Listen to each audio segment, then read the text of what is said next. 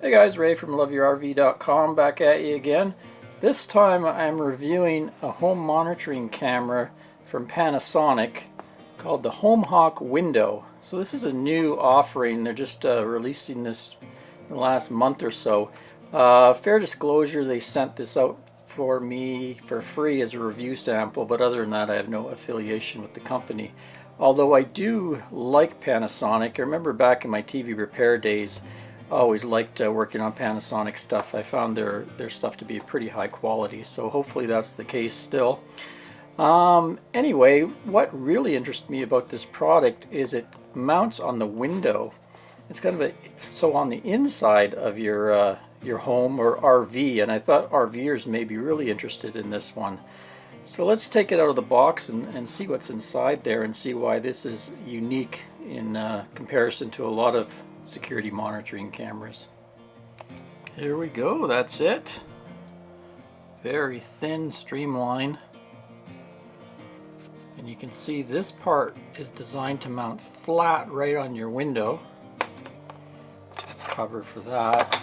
Quick start guide, and this is the power supply. So judging by the power supply, it says max 9 watts, so it's a very low power consumption device. Also, this plugs into AC, but it says it puts out 5 volts at 1.8 amps. So I guess for off-grid, you could install a DC-DC converter and make it powered off that. Here's the blurb they sent me. Monitor your home from inside out, attaches to the window. So the use case I have for it is on the estuary here. You can see Anne's fancy camera out there. She likes to leave it outside, so if she sees a flock of birds or something interesting come along, she can just jump up and her camera's ready to go. But of course, that's a lot of money to be leaving around out there, so it'd be nice to have that security camera mounted to this window always out there so we can see what's going on. Also, it might be able to capture some interesting action going on the estuary. Or I could take the footage and do a time lapse. Oh, there she goes. Anyway, that's what I'm going to do. Another thing this camera does better than others is color night vision. So you know a lot of your security cameras, when you see the night vision, it looks pretty black and white and hard to see. This is supposed to have really good higher resolution color night vision. Also, you can use it as a security camera. You can block out certain areas that you don't want, say you have a branch in the way that's waving. And it also has person detection, so quite a sophisticated device. 24/7 recording, 2-second pre-recording before motion detection, video storage on a micro SD card, 150-degree angle, and full 1080p recording. So let's go through and set this up. The other thing is it sets up through a smartphone app. It's on Google or iOS, and then you can actually view this on your smartphone. And I think you can set it up to view it when you're away from the camper, and you'll get alerts on your phone. Looks like it's got a kind of a sticky suction cup here, tacky to the touch, and on the back there's a lever for that suction cup. Or you can use double-sided tape to mount it as well. So I'm going to use the suction cup.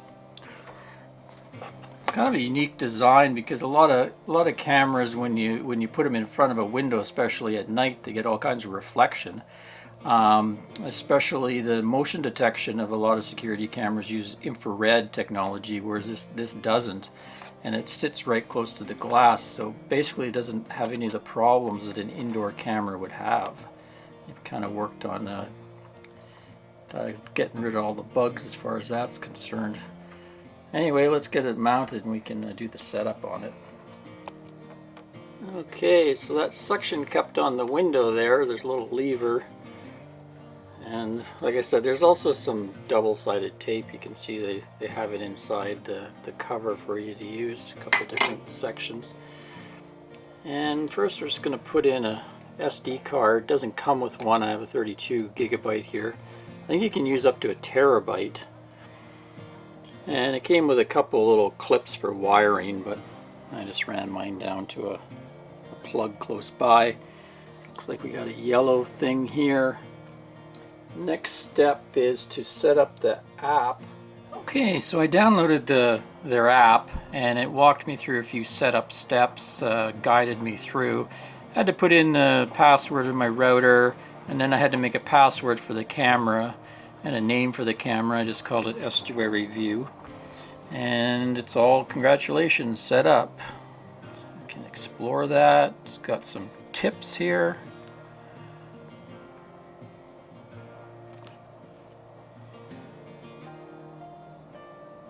Okay, telling me how to remove it and stuff. There we go. Estuary View.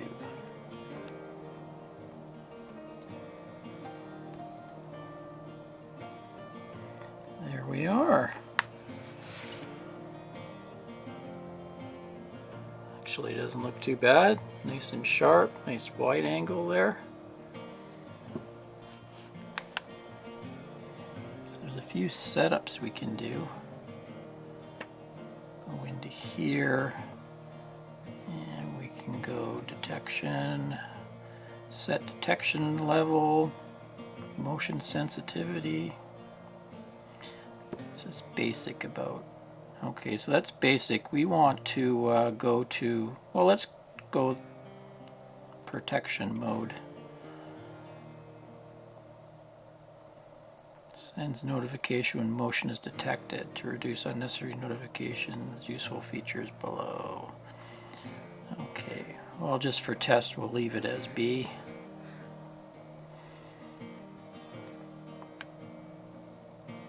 Look at the live view.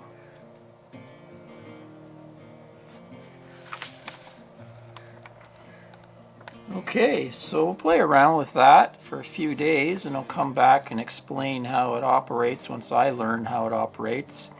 And we'll look at some footage that I get, especially at the nighttime vision, but so far I'm really impressed with the crispness of that picture there. That's on my phone, and then that's live shot. Okay, so I'm back after testing the HomeHawk for about a week in various situations, night, day, different windows around the rig.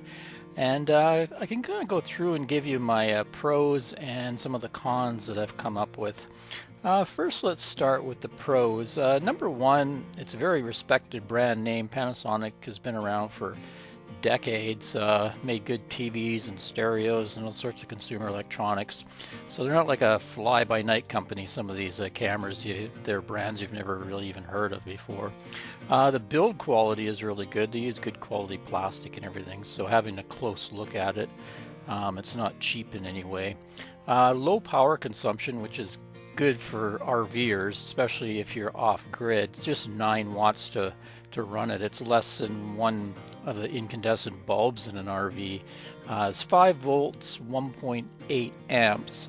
So you could probably figure out a way to run it off your battery power rather than using a plug-in AC power.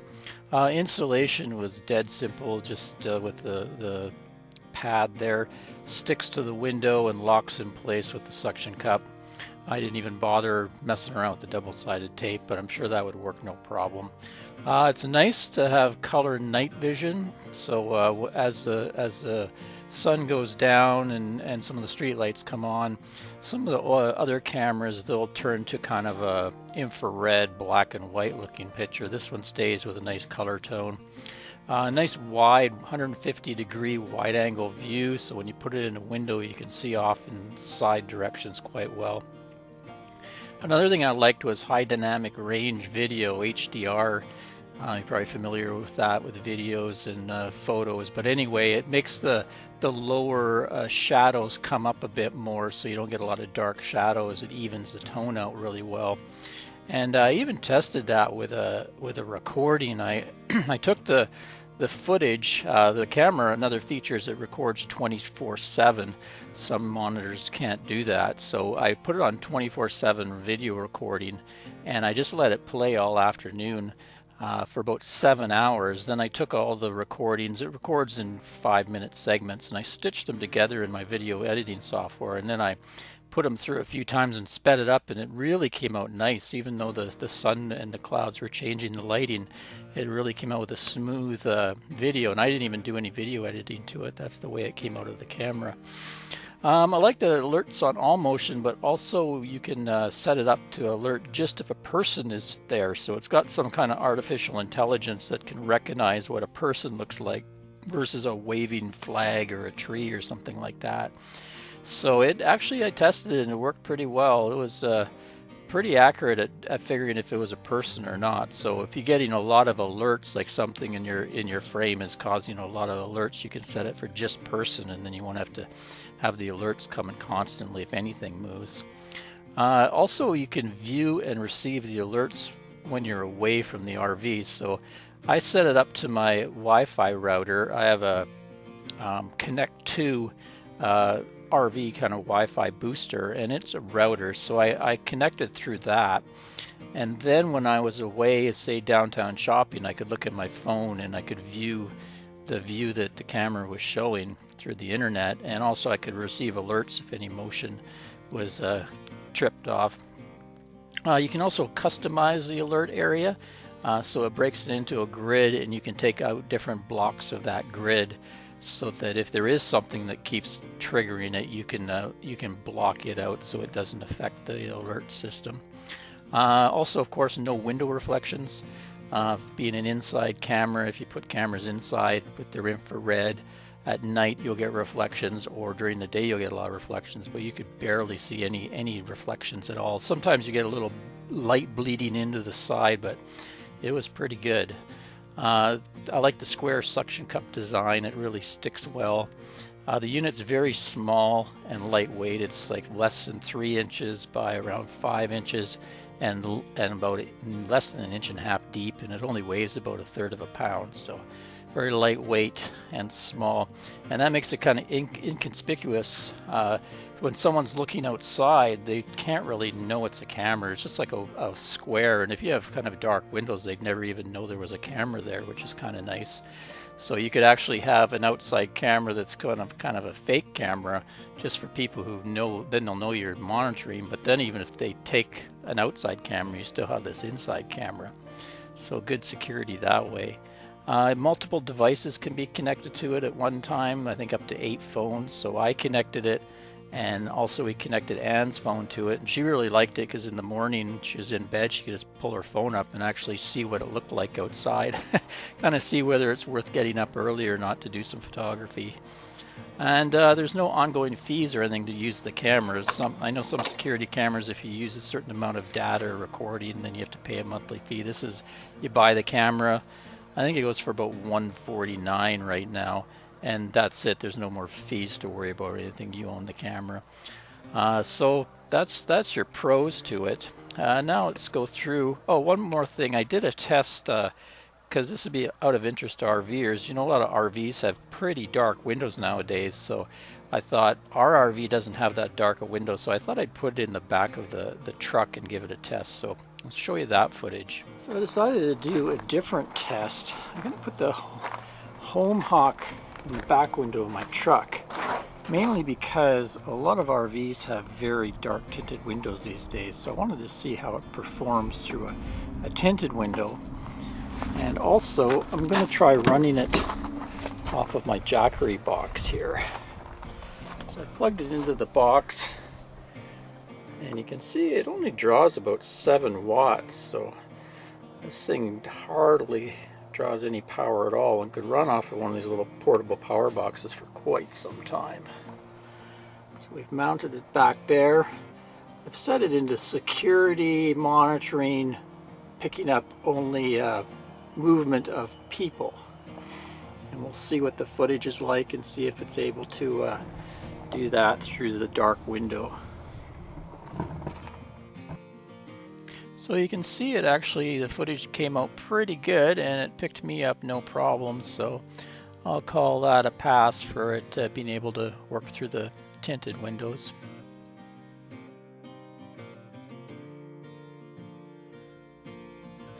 So now some of the cons, some of the drawbacks to the unit. I did notice when it gets hot, like when the sun hits the window, I can hear a little fan come on in the unit. Now it's very subtle, but say you had it in a bedroom or something and you're bothered by fan noise when it's really quiet, it may bother you. So that could be a drawback to some people, having that little fan in there. The camera also is pretty low resolution, like it does HD video 1080p 30 frames a second, but it's only a 2.1 megapixel camera in there. So when you get in there and you try to zoom in on stuff, it quickly gets pixelated and blurry, so it's not a super high-end camera, not like some of the, like my dash cams for instance. I have 4K on them and you can kind of zoom into an image and pick it out. So you're not going to be able to look at people's license plates from any distance and know what the numbers are if a car drives by or anything like that. Also, the footage gets pretty poor when it gets darker and darker. I found if there's a street light or if you turn on your porch light, it's pretty good. You get a nice color representation, but as it gets darker, the footage gets blurrier, and then if it gets under a certain amount of light, it's just sort of black. You can't really see anything. Unlike versus the other cameras that do have infrared lighting, and even in the pitch black, they light up and you can see some stuff. So definitely there, it couldn't be used in a perfectly dark environment. You do need some light. So say you had it in the RV, you would turn your porch light on or something. Also for RVers, there was no 12-volt power adapter for RV or mobile use at all. So it's just an AC plug. Most RVers have inverters and things like that, but it would be nice if they would have supplied a 12-volt adapter. Also, I noticed when you're in 24/7 record mode, and you can set it to do motion or person alerts, but when I would click the person alert, it wouldn't jump to that action. You'd have to kind of scroll through a 5-minute clip to try to find where the alert was. So that's something they could fix up as well, because it's kind of annoying. When you're in alert mode, protection mode, it's not recording 24/7. It would jump right to the segment. Like I set them for 30 seconds and it would jump right to the start of that segment. So it's a lot easier to look at alerts and see what was going on. You also can't save the video clip to your phone or tablet that you're using. At least I didn't find any way to do it. The only way to save the clip was to physically pull the card out, and then I would stick it in my laptop and copy it over. And also there's no desktop or laptop connection ability. It only goes through the iOS or the Android app, so there's no software for a desktop to connect through it and get it on your desktop. So in conclusion, overall I like the HomeHawk window camera, and I'll give it an Love You RV thumbs up. We're going to be using it in our rig from now on. I think the pros outweigh the cons for RVers. If you're looking for like a really simple to install and security camera, quite a bit of features packed into it, but of course it's not like some of the more sophisticated systems where you can connect multiple cameras and they do a lot more. But it's not a cheesy little camera either. So someone looking for a very simple basic camera, easy to throw on the window, I think that's a good option. Also, beyond being a security camera, I already have other use cases I can see for around the RV. For example, at the 24/7 video clips, I can create really nice time-lapse videos and stuff of our campsites and stuff. So for me, that's very useful. Or I could see maybe it could be utilized as a RV backup or rear view camera. Stick it in the back window and use the Wi-Fi in your rig to connect to a phone or tablet in the truck. So I'll probably come up with other ones as I use it more and more. But anyway, I like it. So there's your review on the HomeHawk window camera from Panasonic. Till next time, Ray from LoveYouRV.com. Cheers, everyone.